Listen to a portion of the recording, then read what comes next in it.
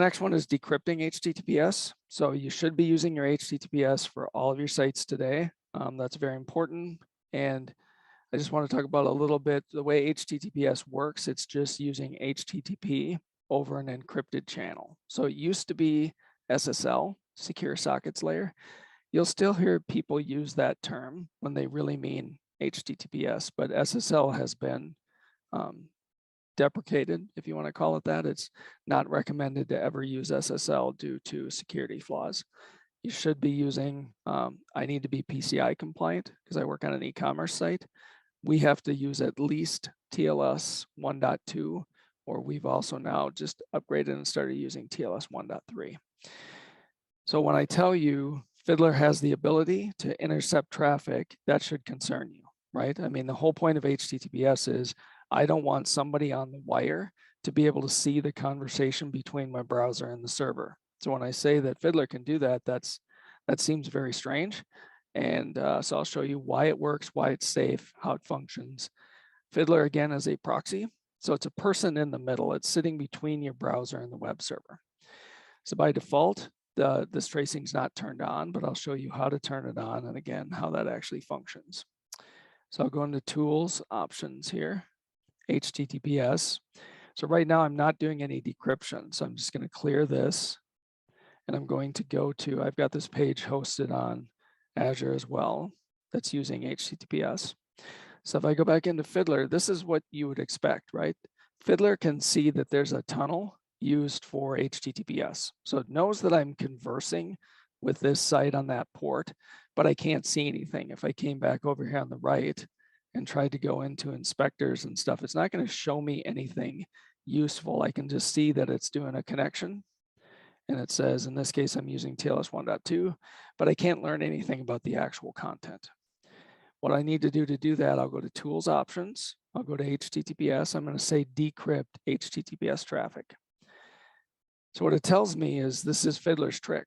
It's sitting between you and the server. So what Fiddler wants to do is it's going to say, I'm going to be a trusted certificate authority. So if you know how HTTPS works, there are trusted certificate authorities like Let's Encrypt is a free one, but basically they are well known and they issue certificates for people.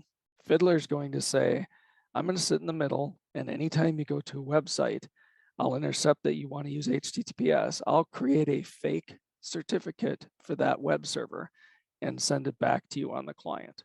So then your client thinks it's talking to the real web server, but it's actually using Fiddler certificate. So what it's asking me now, I have to trust Fiddler's root certificate so that it can make up its own certificate. So it's going to ask me a couple questions. I say, yes, I want to trust it. Yes, I really do want to. Yes, I understand what I'm doing, right? Now I get this. I'm going to restart the browser. It does not always pick that up immediately, so I'll just go start it again. And if I go back and try to run that page, I'll hit Control F5 to make sure we don't have stuff cached. And if all's right in the world, we'll come back here. Yep, I actually got to hit OK. So I'm going to do that again. And again, I'll close this so make sure it picks up the new decryption. So I'm going to hit Control F5. And now you can see what we saw before. Now it's actually intercepting, and I can see all of that traffic. So again, this is only on your own site, and you have told it that you trust it to generate certificates. So if I come in here and I want to see how that actually works, I can go back here. If you've never been in here, there is a certificate manager this is Windows, so I'm going to just open that up. And if I go into personal certificates, I can see there's one here for Azure websites. So that's where I'm going. That's where the site is hosted. You can see that Fiddler issued and signed a certificate that looks like it's that web server. Because I said I trusted it, any certificates that Fiddler makes like that, my browser will say they're good. It's like it's the server. So then when Fiddler gets all of these requests, what it's going to do is it's going to give out a fake certificate. It can then decrypt because it knows the right certificate.